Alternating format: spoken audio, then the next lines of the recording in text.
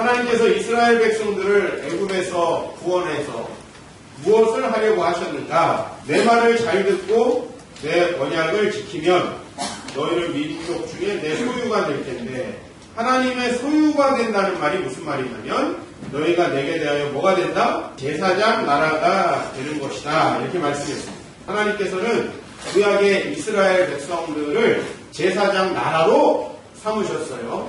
근데 그 이스라엘 백성 안에서 또 특별히 제사장이라는 직분을 선별하셨어요. 그래서 그 제사장은 여러분 잘 알다시피 누구예요? 레위의 자손 중에서 아론과 그의 아들들에게 제사장의 직분을 맡기셨습니다. 그래서 이것은 세습직으로 계속해서 구약시대에 내려갔습니다. 물론 지금 제사장 직분을 감당하는 사람은 없습니다. 그리고 여러분이 하나 또 착각하지 말아야 될 것은 제사장만이 제사장 역할을 한 것은 아니었다.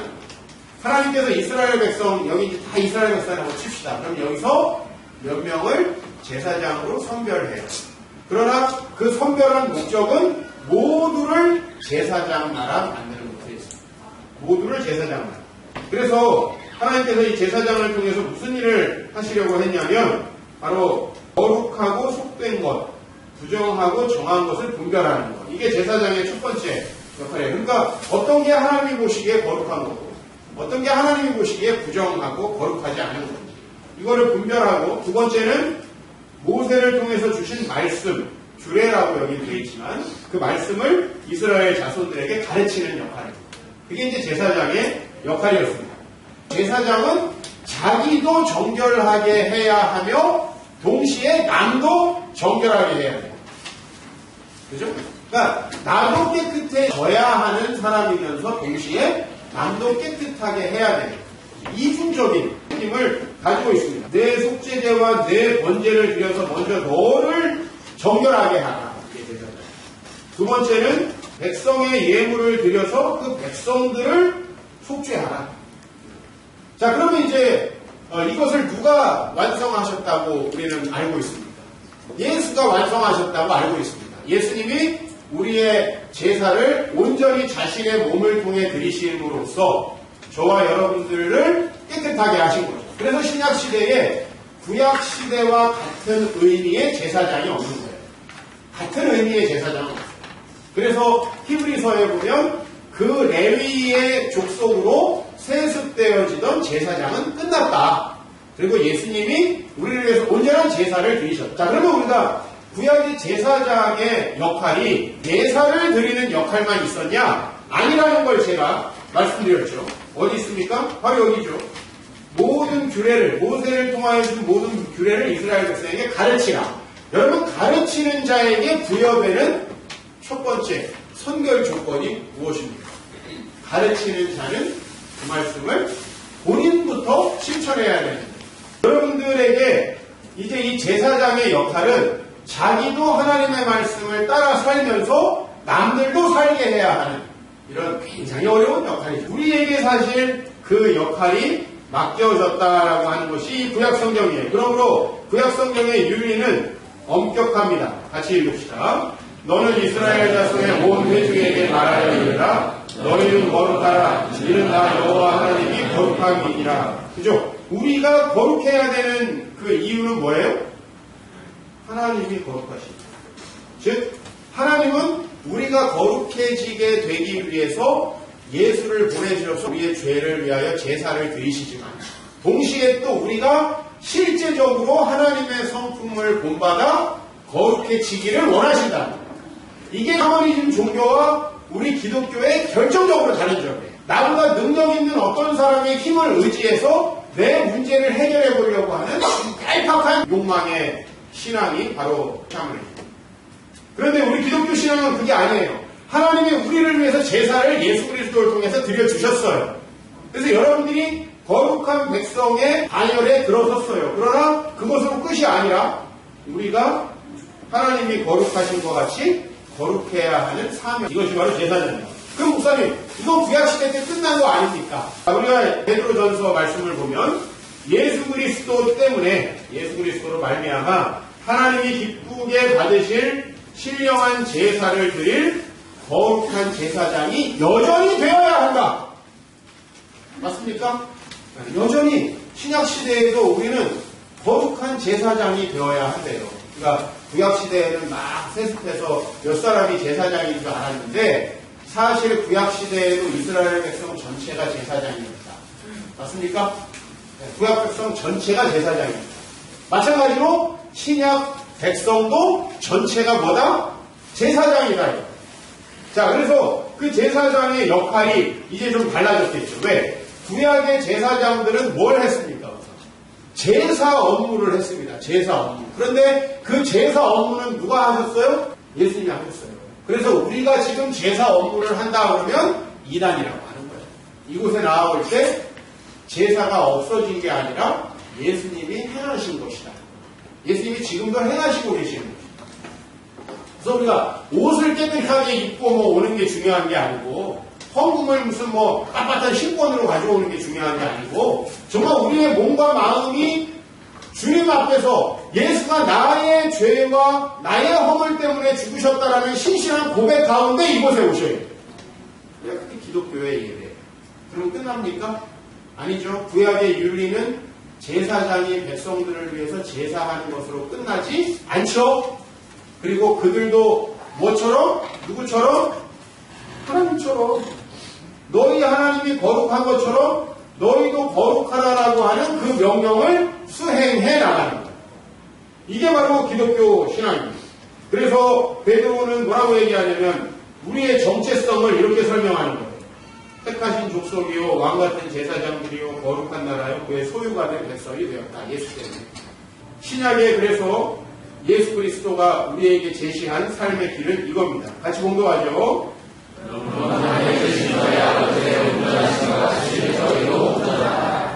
예수님이 바꿔놓으셨어요. 표현을 거룩하면서 온전. 그래서 너희 아버지의 온전하신 것 같이 너희도 온전하라. 이것이 바로 우리가 지향해야 할 복음의 부르심의 최고 단계입니다.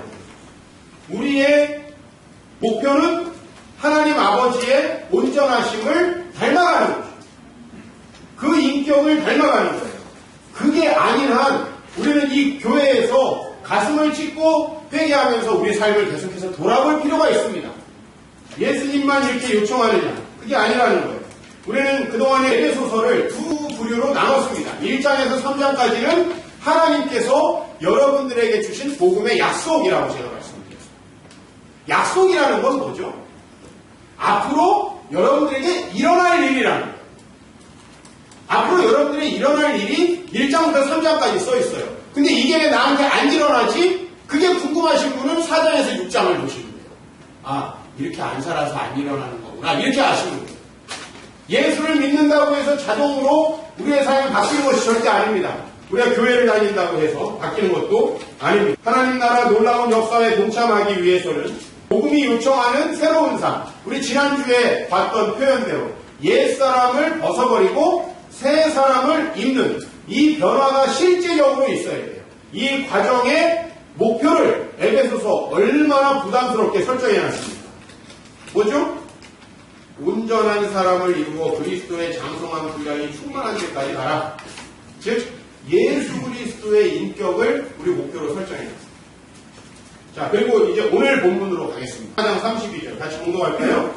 서로 친절하게 하며 불쌍히 여기며 서로 용서하기를 하나님이 그리스도 안에서 너희를 용서하신 것 같이 하라. 하나님이 너희를 용서하시는 것이 우리의 기준이고 표준이에요. 그래서 예수님에게 베드로가 물어보죠.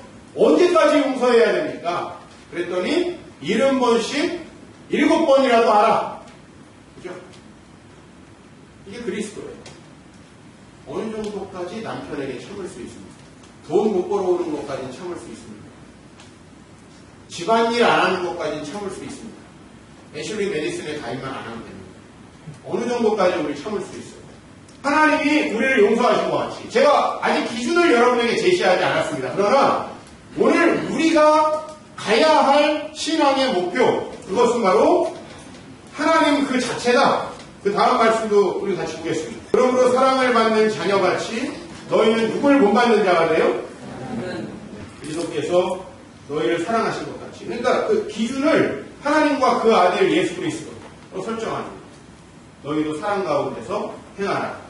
그리고 이게 진짜 제사다라는 거예요. 왜? 예수님은 어떻게 제사를 드렸죠? 십자가에서 자신을 버려 제물과 희생제물로 드렸어요. 그 제사를 우리는 어떻게 드려야 합니까? 우리는 어떻게 제사해야 합니까?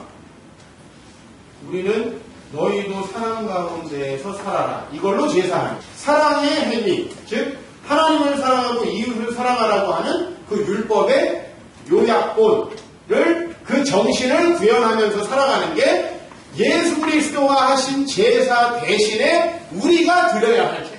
하나님을 따라서 이건 하나님의 이렇게 번역을 하는 거죠. 하나님의 형상을 따라서. 왜? 우리가 최초에 어떻게 창조가 됐죠?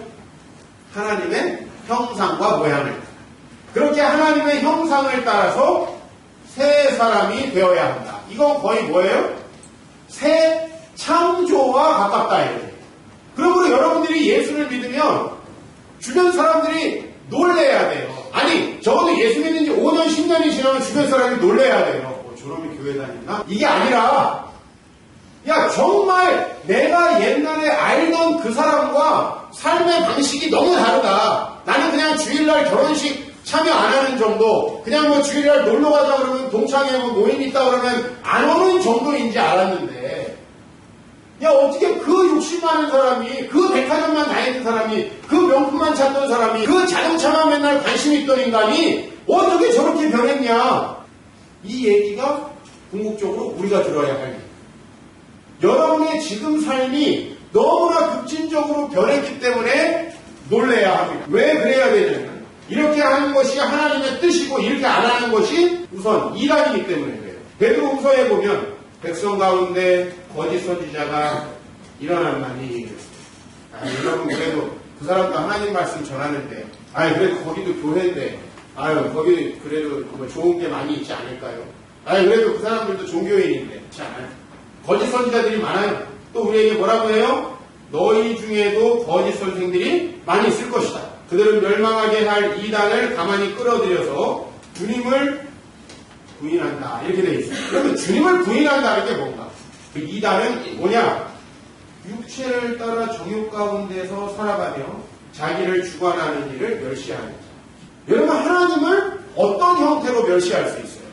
3계명, 여호와의 명령을 망령되이 일컫지 말라 그랬는데 우리는 어떻게 여호와의 이름을 망령되이 일컬을 수 있죠? 이스라엘 백성들은 하나님의 이름을 어느 정도로 거룩하게 여겼냐면, 여러분 성경 쓰기에 했잖아요. 옛날에는 이걸 다 필사했어요. 성경을 다 읽는 그대로. 성경을 쓰다가 하나님 이름이 나오면 목욕을 해버렸어요. 쓰던 사람. 근데 이게 한 절에 한 3번 나오는 것도 있어. 구약 성경. 그럼 이거 하루 종일 목욕을 안 했나? 씻고 한 글자 쓴 다음에 다음 저 밑에 줄에 또 나와. 이 정도로 하나님의 이름을 거룩하게 여겼어요. 근데 이것이 망령되이 일컫지 않는 것이 아니라는 얘기예요. 하나님의 이름을 망령되이 일컫는다는 것은 안 씻고 하나님의 이름을 쓰고 그 다음에 입도 안 닦고 하나님 부르고 무슨 양치 안 하고 기도하고 이런 걸 얘기하는 게 아니에요. 여러분의 주인 되시는 분의 말을 무시하는 거예요. 하나님이 주인 되셔서 살지 않기 때문에 그 악한 감정들을 그냥 다 드러내기 때문에 이 공동체는 더러운 말들을, 세상의 생각들을 말씀은 보지 않고 세상 책에서 본 얘기들을 여기서 하기 때문에 육체를 따라 더러운 조욕 가운데 행하며 주관하는 일을 멸시하는 자, 여러분들이 하나님의 뜻대로 살지 않는 겁니다. 그게 여호와의 이름을 망령되이 일컫는 거예요. 기독교는 하나님을 능력 있는 신으로 든든하게 내 삶의 백그라운드가 되어줄 수 있도록 신으로 받아들이는 것이 아닙니다. 기독교는 기독교 방식으로 정돈된 이 종교 의식에 참여하는 것도 아닙니다. 기독교는 기독교 공동체 조직에 소속돼가지고 이 조직에 기여하고 이 안에서 뭔가 내가 역할을 감당하는 것도 아니에요. 기독교는 기독교 교리 체계를 받아들이는 것도 아닙니다. 기독교는 예수를 따르는 삶을 사는 거예요. 이 기독교예요. 그럼 목사님, 예배를 왜 드립니까? 그 다음에 왜 그 하나님께 우리의 어려움이 있을 때 기도합니까? 왜 우리 교회는 조직을 만들어가지고 직분도 주고 왜 리더도 세우고 그럽니까? 그게 기독교가 아니라고 하시면서. 아니죠. 근데 그 기독교의 길로 가기 위해서 필요한 것들이죠. 근데 여러분들은 그 수단들에 만족하고 정작 내 삶은 그리스도가 전혀 주인이 아니라면 여러분들은 주관하는 일을 뭐하고 있는 거예요? 멸시하고 있는 거예요. 우리의 하나님, 계시의 하나님을 샤머니즘의 신으로 전락시키는 거예요. 하나님, 내가 정성을 드릴 테니 내 기도를 들어주옵소서. 이거는 절이나 어디 딴 데 가서 해야 되는 기도예요.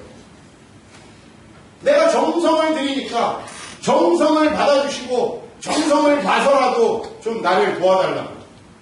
하나님 그런 신이 아니고 하나님은 우리가 어떻게 살아야 약속된 복을 받는지를 다 얘기해놨어요. 여러분이 다 읽을 수 있게 번역도 다 해놨어요. 여러분이 그 말씀대로 살면 굳이 엄청나게 간청하지 않아도 주십니다. 하나님이 바보라서 여러분이 기도를 꼭 해야 그걸 들어줍니까? 정말의 말씀이에요. 그건 여러분 하나님 거기서 잘못 배운 거예요. 하나님은 우리 아버지이시고 우리에게 무엇이 필요할지 이미 다 아세요. 그리고 그것이 어떤 방법으로 우리에게 얻어질지도 다 얘기를 하셨어요. 하나님이 이스라엘 백성을 불러서 너네 내가 저 땅을 줄 테니까 저 땅에 들어가서 이런 방식으로 살면 내가 복을 줄 거야 라고 다 얘기를 했어요. 근데 주십시오 라고 기도하면서 정작 그렇게 살지는 않는다. 우리의 기도가 의미가 없어집니다. 기도는 주문이 아닙니까? 기독교는 주님을 따르는 겁니다. 예수님이 뭐라고 그랬어요? 나를 따라오라 라고 얘기했죠. 그리고 제자들은 예수님을 따른 겁니다. 이게 기독교입니다. 여러분이 오늘 여기서 예배를 드리기 때문에 기독교인인 게 아니에요. 여러분들이 집사이기 때문에 기독교인이 아닌 거예요. 여러분들이 우리 교회에서 디모데 훈련을 통해서 교리를 습득했기 때문에 기독교인인 것은 아닙니다. 예수가 나의 주인이 돼서 내가 따르고 있을 때 그때 우리가 기독교인인 거예요. 예수님이 그래서 이 얘기까지 하셨어요. 너네가 나를 따르려면 자기를 부인하고 십자가를 지고 나를 따를 것이다. 예수님이 나를 위해 십자가의 죄를 용서하시는 제사를 드렸으니까 우리는 믿기만 하면 된다. 그런 기독교는 없어요. 그건 마치 구약시대 때 야 제사장이 제사 드려주니까 우리는 우리 식으로 막 살아도 돼. 이거랑 똑같은 거예요. 어떻게 그런 게 가능해요?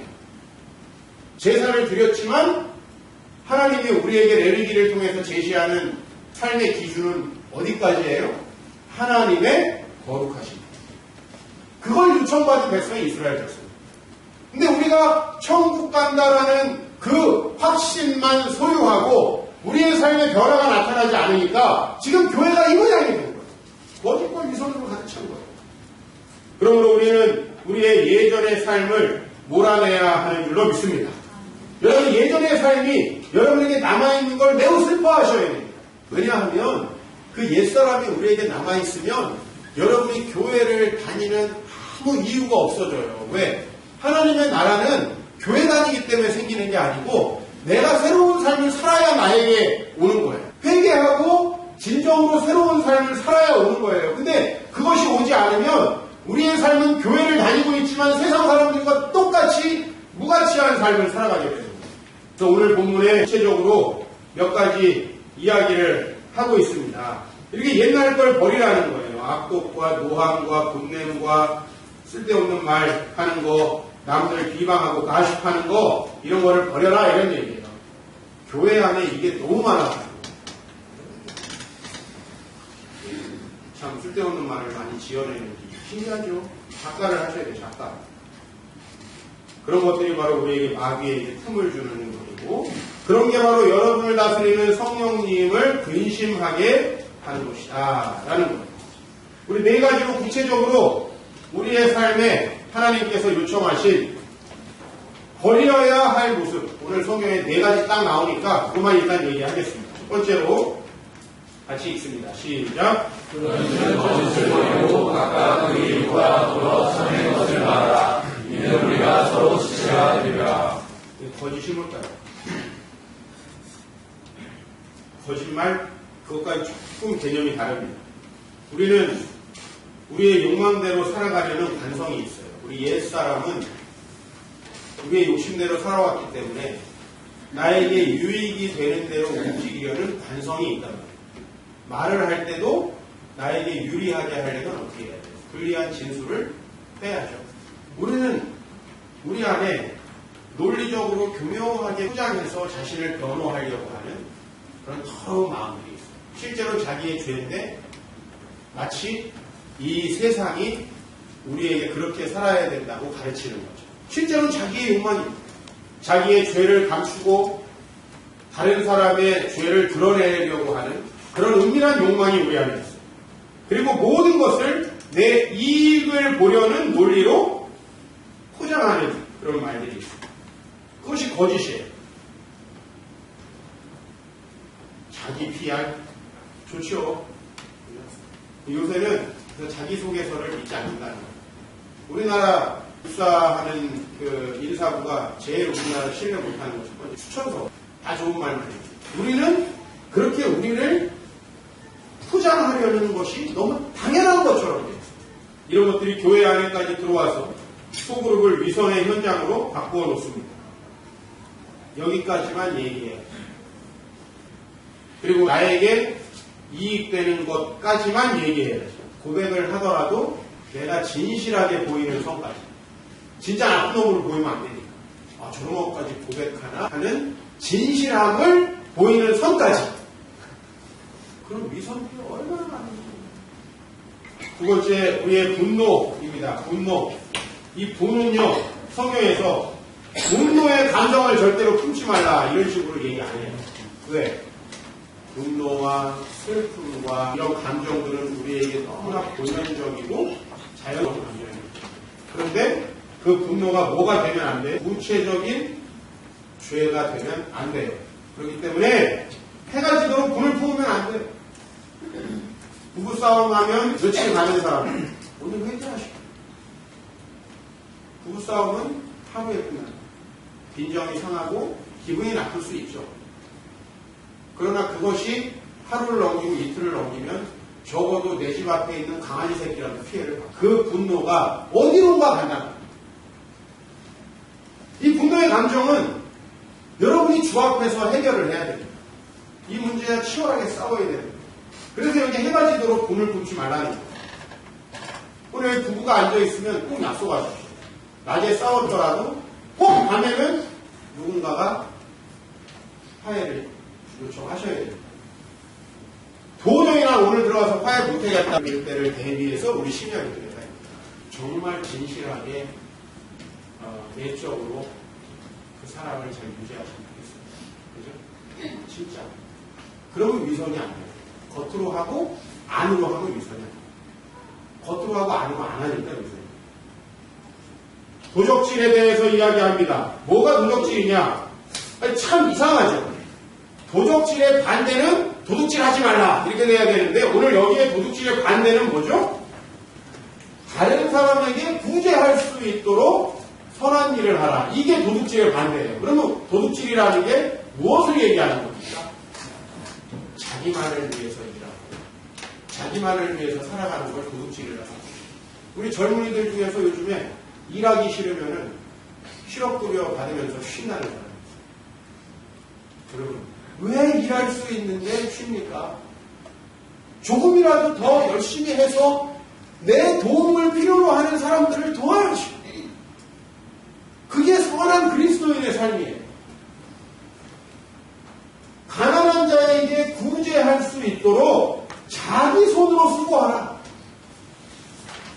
나만 먹고 살면, 나만 살만하면 그걸로 다 족하고 주님이 나를 이렇게 축복하셨다. 그건 기독교인의 올바른 자세가 아닙니다. 게다가 우리는 다른 사람의 한 것을 마치 내가 한 것처럼 우리 가정이 잘 되어가는 걸 마치 내가 남편을 엄청 잘 참아줘서 것처럼 우리 가정이 잘 되는 걸 내가 아내를 위해서 엄청 헌신봉사를 하기 때문인 것처럼 이게 다 도둑질이에요. 다른 사람의 명예를 가로채는 거예요. 스스로 수고하는 삶을 사시기 바랍니다. 우리 기독교인이 자신만을 위한 노동 혹은 자신을 위한 노동도 기피하고 국가적인 독지를 통해서 자기가 살아가려고 하는 것은 옳지 않은 태도입니다. 국가적인 독지를 받을 사람들은 따르고 있습니다. 정말 힘들고 어렵고 우리의 도움을 필요로 하는 분들, 여러분 가서 보시지 않아요? 우리의 장애우 형제분들, 자매분들을 보시지 않습니까? 그분들이 진짜 그 도움이 필요한 분들이에요. 법인세율도 낮고 해가지고 뭐 세금도 별로 없는 우리나라, 그것도 국회의원들이 자기 지역구에 땅 파느라 다 가져가고 복지예산 많지 않은 이 나라에서 우리까지도 그래서는 안 됩니다. 마지막으로 더러운 말이에요. 더러운 말은 어떤 말이냐? 오늘 여기 이렇게 이야기를 하고 있어요. 덕을 세우지 못하는 말, 이게 더러운 말. 맞는 말이에요. 사실이에요. 그러나 더러워요. 공동체에 선한 말, 유익한 말. 맞는 말이지만, 논리적인 말이지만, 맞지 않는 말은 아니에요. 여러분, 제가 이런 말씀을 여러분께 드리는 것은 하나님이 우리에게 주시려고 하는 복을 가로막고 있다는 사실입니다. 그거 꼭 기억하셔야 돼요. 여러분의 삶을 대단히 무가치한 삶으로 여전히 하나님의 놀라운 그 의미와 가치가 부여된 생명의 삶이 아니라 무가치한 삶으로 우리를 계속 몰아가고 있다는 거예요. 이러한 삶이 여러분들의 삶을 하나님 나라로부터 멀리하고 우리 삶이 대단히 무가치해지게 만듭니다. 그리고 마지막으로 말씀드리고 싶은 건 이러한 삶은 언젠가 드러난다. 이 거짓은 하나님께서 절대로 그냥 두고 보시지 않는다. 미국에서 지난주에 가장 핫한 이슈, 그리고 가장 많이 인터넷에 검색됐던 인물이 누구냐면 조시 더버라는 거예요. 이 조시 더버는 누구냐면 미국의 과거에 아주 유명한 리얼리티 프로그램이 있었는데 19 Kids and Counting이라는 프로그램. 19 Kids가 뭐냐면 한 아주 신앙이 좋은 부모가 10구 남매를 낳은 형제가 10, 자매가 9. 그래서 19명의 아이를 키우는 리얼리티 프로그램. 진짜로 그런 가정이 있어서. 근데 이게 대박이 났어요. 미국에 얼마나 이혼이 많고 얼마나 많은 가정이 깨지고 하나 낳기도 힘든 사회가 되어버렸잖아요. 우리나라도 마찬가지로. 더거라는 사람은 그 19명 중에 마지입니다. 마지.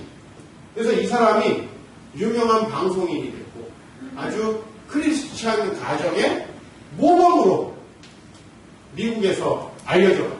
아주 바쁜 일상을 보내고 뭐 이제 정치적인 활동도 하게 됐고 아주 미국의 유명 방송인이 됐어요. 일반인이 됐어요. 그리고 이 조시 더버가 몇 년 전에 아주 결혼식을 했고 거기 TV에도 방영이 됐고 막 아이를 4명이나 또 낳았어요. 아주 막 서로 사랑하는 그런 어떤 이벤트들을 또 TV에서 막 내보내고 조시 더버는 그런 사람이었어요. 근데 여러분 제가 서두에 애슐리 메디슨이 애슐리 메디슨이 뭡니까? 지금 세계적으로 이슈가 되고 있는 불륜 조장 사이트죠. 기혼자들을 위한 듀오입니다. 기혼자들을 위한 듀오. 그래서 전 세계 3,700만 명의 회원을 거느리고 있는 애슐리 메디슨. 한국에도 지난번에 제가 소개를 했어요. 한국의 간통죄 합헌 판정이 나면서 그 다음날 들어온 게 이 애슐리 메디슨. 우리나라에도 많은 회원이 있습니다. 근데 중요한 건 지난 20일에 임팩트 팀이라는 미국의 해킹 조직이 이 애슐리 메디슨을 해킹해가지고 모든 자료를 다운받았어요. 3,700만 명. 그리고 당신들 이 사업을 그만둬라. 그렇지 않으면 이걸 다 공개하겠다. 했는데 버티다가 이게 공개가 됐어요. 그 안에 조시 더버가 있었어요. 이 사람이 가족연구자문위원회 상임이사를 했어요. 미국의 가족의 아이콘 이 조시 더버가 내가 가장 위선적인 행동을 했다. 나의 아내와 가족에게 용서를 구한다 했는데 여러분 이것은 가족들에게 피해를 주는 정도의 사건이 아니에요. 미국 기독교 전반을 다 뒤흔드는 사건이에요.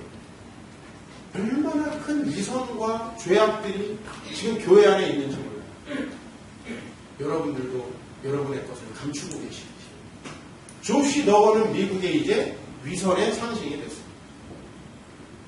하나님은 반드시 우리의 죄악을 드러내십니다. 해킹이라는 건 나쁜 거예요. 그러나 미국 사회 지금 전체가 해킹은 나쁜 거지만 이 자료를 공개하는 거에 대해서는 찬성한다. 수많은 이혼 문의가 지금 빗발치고 있고요. 영국의 의회 의원부터 시작해서 미국의 국방부에 소속되어 있는 공무원부터 시작해서 저쪽 이슬람의 이맘들, 신학자들까지도 지금 여기 이론이 되어 있습니다.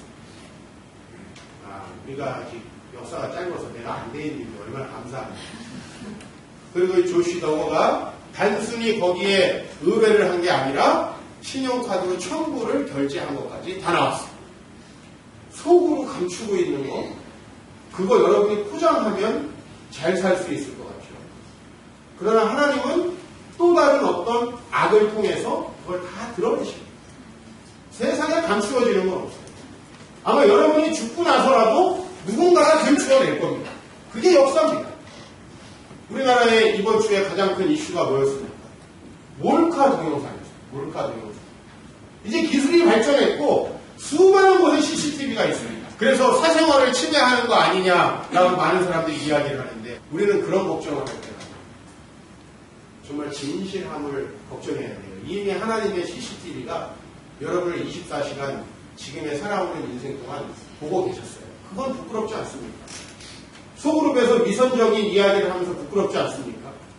목사에게 적당히 핑계대는 거 부끄럽지 않습니까?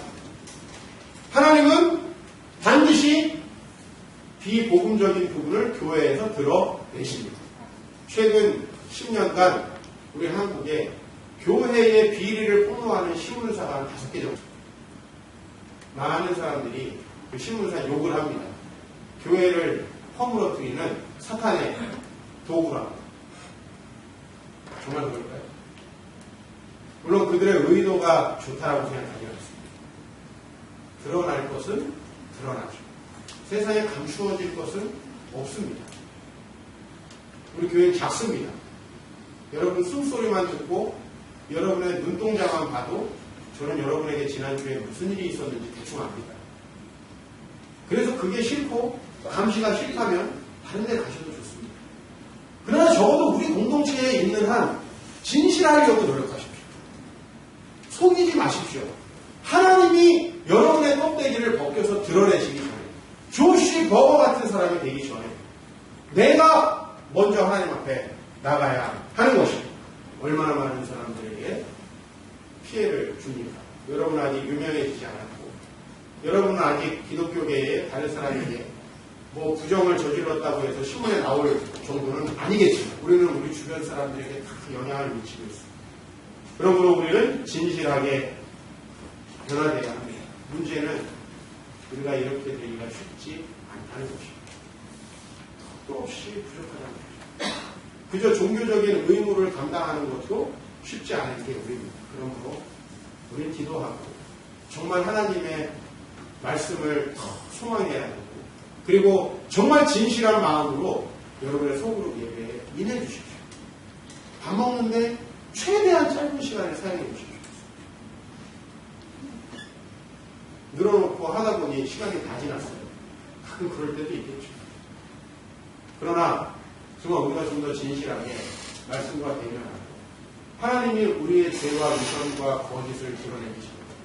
그리고 여러분의 감추어진 분노는 언젠가 진실하고 정직하고 하나님 앞에 정말 새 사람이 되시는 여러분 축복합니다.